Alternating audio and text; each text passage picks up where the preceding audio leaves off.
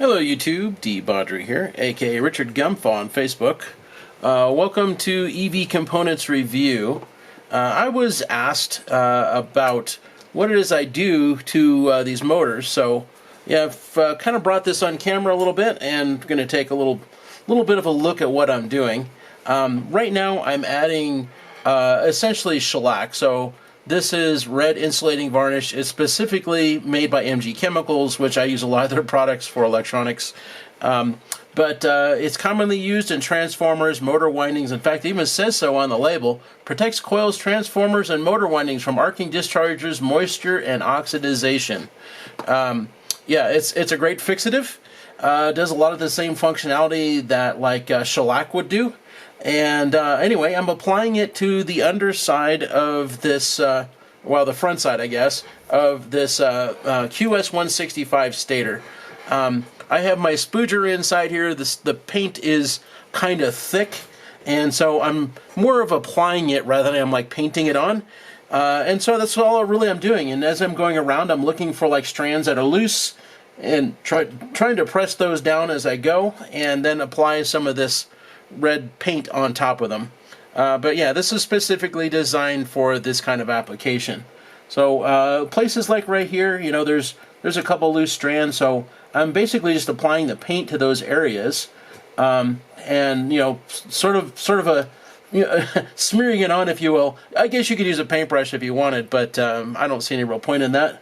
And like right down there, I can see some loose strands, so I'm going to apply some paint in there.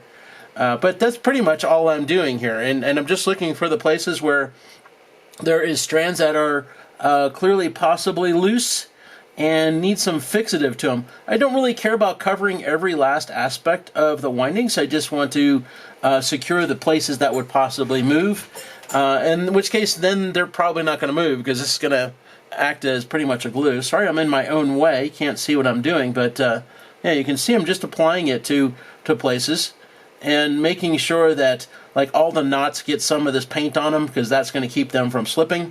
And then you know, places that there are loose strands, like here's one right here. Yeah, I'm going to push that down a little bit with the end of the spooger. So being that spooger is plastic, it's not going to hurt the insulation on the wire. And then once it's got some of this paint on here, that's going to also fix it together pretty nicely so that nothing is going to move.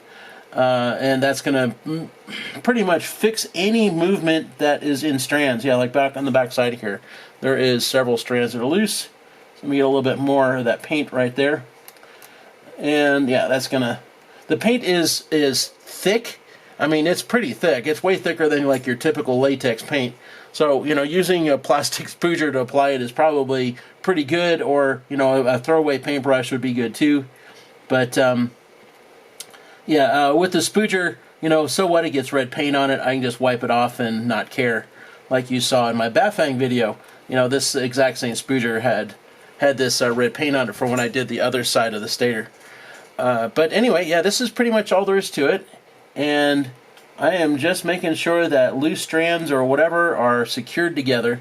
When this paint gets exposed to heat, say like in a motor, it is going to turn nice and hard.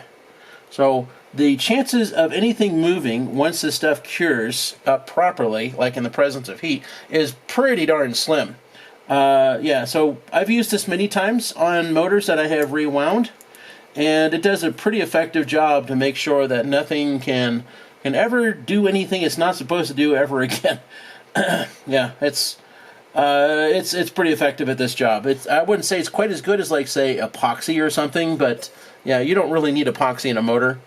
And I probably don't want to completely cover the windings, because if I do, the red paint is also acting a little bit like insulation. So they're not going to cool so well once it's added on there, especially not like in an outrunner or something that's a opened up vented motor. But on something like this, on an inrunner where it's all enclosed, you know, all of its heat path out is through this outer ring anyway. So it's not going to matter for here. I could probably completely douse the motor in this stuff and it would be exactly the same as it is now, thermally speaking. But on something that is open to the air, like if I were to vent this motor or an outrunner, I would definitely not want to just apply it everywhere. because that's going to slow down cooling a little bit from the windings. But for here, that's totally fine. Oh, there's a couple strands that are totally standing up. Let me push those down. Yeah, I don't have to push them down much. I just need to get them down and adhered under the paint to everything else. And that's pretty much all I'm doing here. Yeah, and it's basically applying kind of like really runny putty. And then it soaks into the windings and cures very quickly. Probably 15 minutes at most. The stuff is not tacky anymore.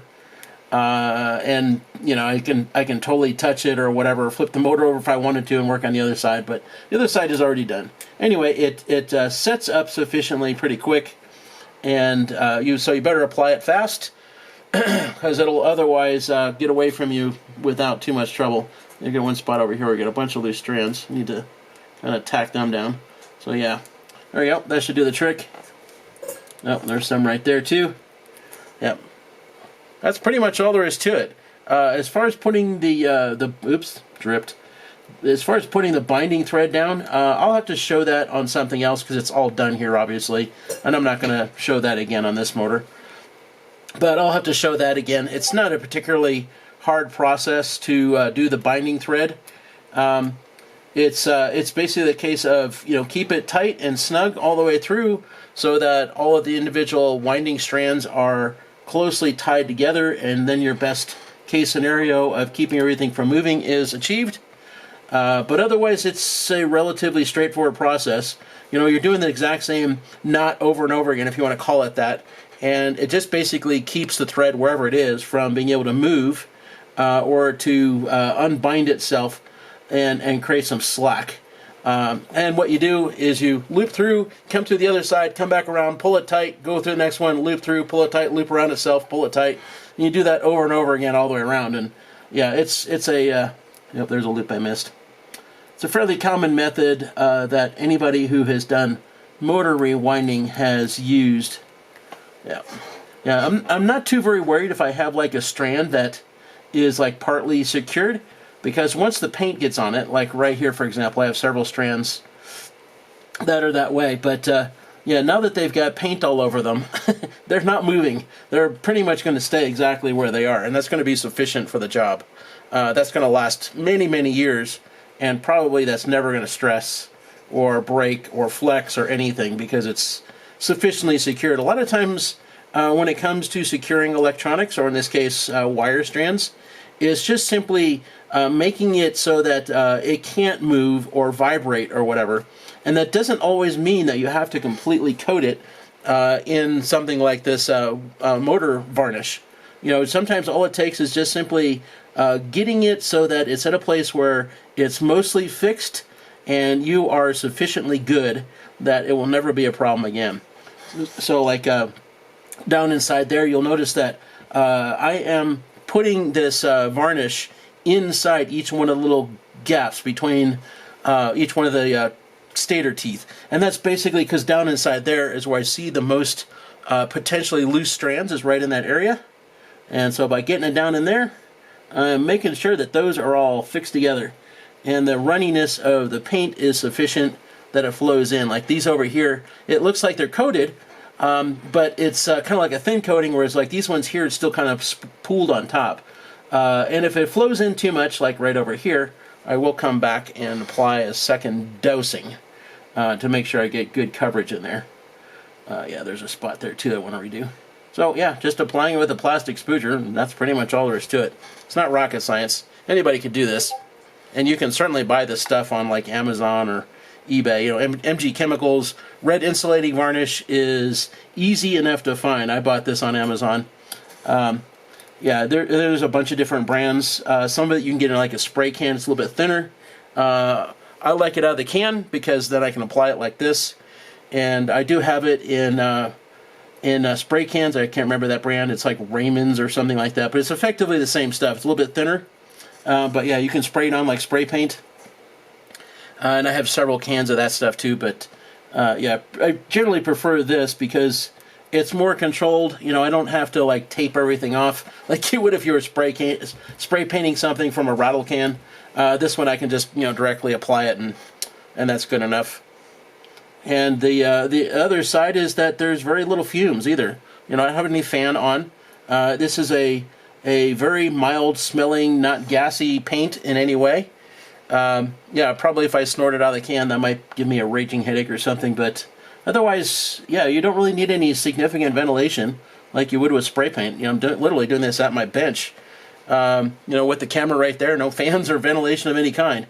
So it does have some smell to it, but it's nothing serious, and certainly not enough of fumes that I would say, make sure you've got good ventilation. It's just simply not that important.